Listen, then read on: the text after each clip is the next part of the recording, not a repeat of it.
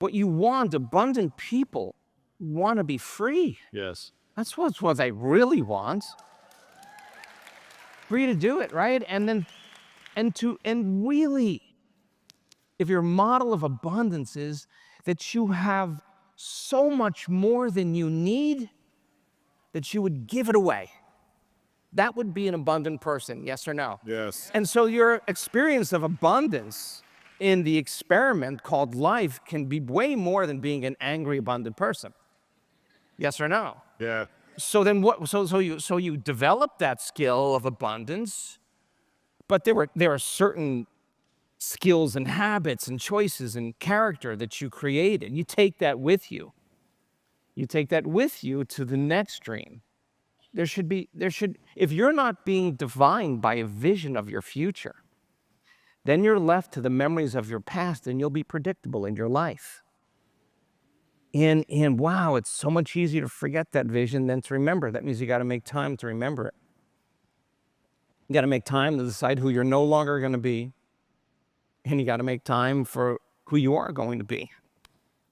And so the experiment can continue, and you should be facing adversity. You should be. You should be facing adversity in the midst of change. It shouldn't be easy. Should be earned. Should be earned. Should be earned. Because that means you put your time in. And that means that this is how greatness is created, when you show up to create when you don't feel like it. When you sit with yourself and not allow your mind to go to the past and all the problems and all the things, and instruct your mind to go to that vision of the future, that's a victory. Come on. That is the overcoming process. We discovered that when you're sitting with yourself and you go past the point where you would normally stop because of your disbelief, you go past that point, that's when the brain changes the most. That's when you're stepping into the unknown. What does that moment look like for people? Like, what is that? That moment looks like I want to quit. That moment looks like I want to give up. That's the end of their emotional belief. But if you show up to be a creator in spite of those voices, in spite of the mismanagement of your attention and energy and not having enough time, or feeling, something happened in your day and it caused you to not want to create, the days that you show up anyway, and you remember that's the belief in your future, and that's your passion, you will earn that future. And that is the overcoming process that allows you to become anything, abundant or healthy or whatever it is that people want. What will ensure that we don't earn our future dreams?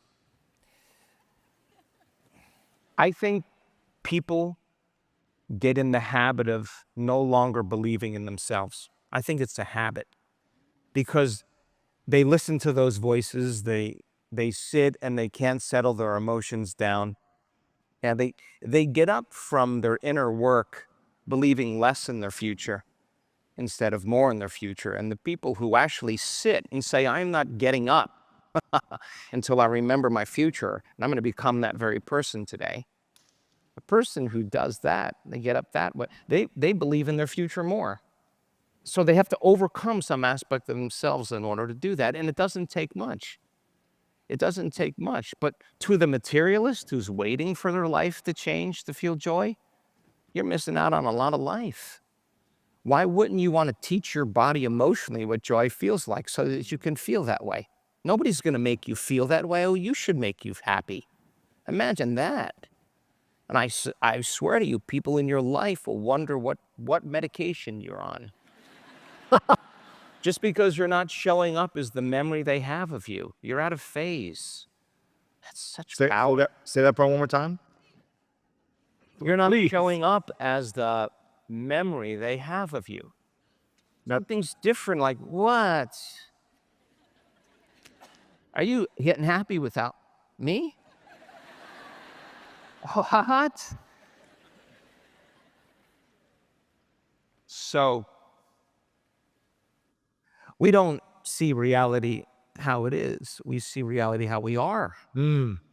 That's really the truth. So you have to think about what thoughts you do want to fire and wire in your brain, and a belief is just a thought you keep thinking over and over again. And you keep with intention and with attention, keep installing the circuitry to remember to think that way. I swear your biology will be mapped as a thought. That would be the new voice in your head that said you can. But don't our thoughts just kind of come to us? We don't have control over them. We can't change them. Don't they just, I've been hearing the same negative story over and over. I can't change that, can I? Yeah, when does that story end?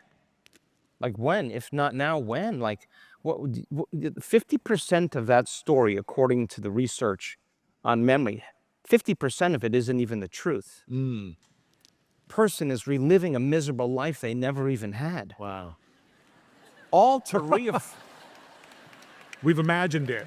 We've created an imagination. All to reaffirm their addiction to that emotion connected to the belief that they can't change. That's what they're committed to. So it takes an enormous amount of energy, an enormous amount of awareness to change. And it is an ongoing process. You said something that sounded crazy. You said there's something, I don't know if, One thing? yeah, one thing. You said something that sounded, I don't know if people caught it. You said, remember the future. You said start remembering the future, but can't you only remember the past? How do you remember something that hasn't happened? So the stronger the emotion that we feel to some problem, some condition in our life, or some experience, the more altered we feel inside of us, the more change we have inside of us, the more it captures the brain's attention. And the brain freezes a frame or a series of frames, and that's called the memory. And the stronger the emotion, the more we remember where we were on 9/11. You remember all those things in your life that had a high emotional quotient. Yeah. So the trauma then, the betrayal, the incident of problem, whatever it is, has a strong emotion that causes us to keep remembering it. And the person who's reviewing the trauma in their mind is producing the same chemistry for their body. As they relive the memory, they're feeling the feeling of that event. And it's that thought and that feeling, it's that image, that's emotions, that stimulus, that's response, that's conditioning the body to become the mind of that emotion. Now the body's literally in the past. The trauma is no longer in the brain, the trauma is now in the body. It's like real now. Now it's changed their state of being. And there's great research, just as an example, to say that trauma changes the brain and body without a doubt. So then, theoretically then, could you come out of your resting state and raise your energy emotionally to a point that it's greater than the betrayal or the trauma?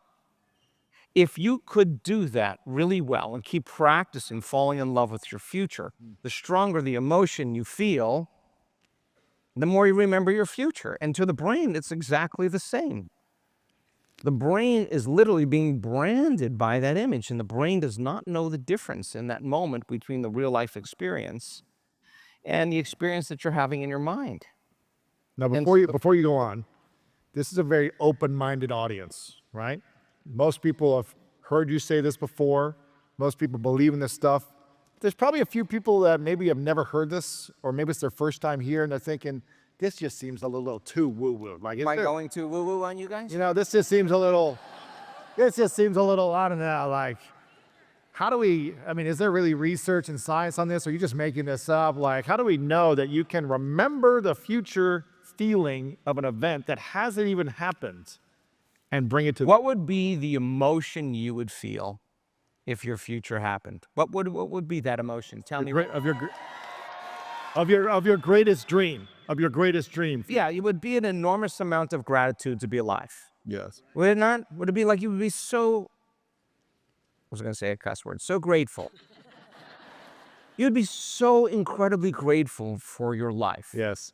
And pro-social networks turn on and we bond and move together and the moment is more rich.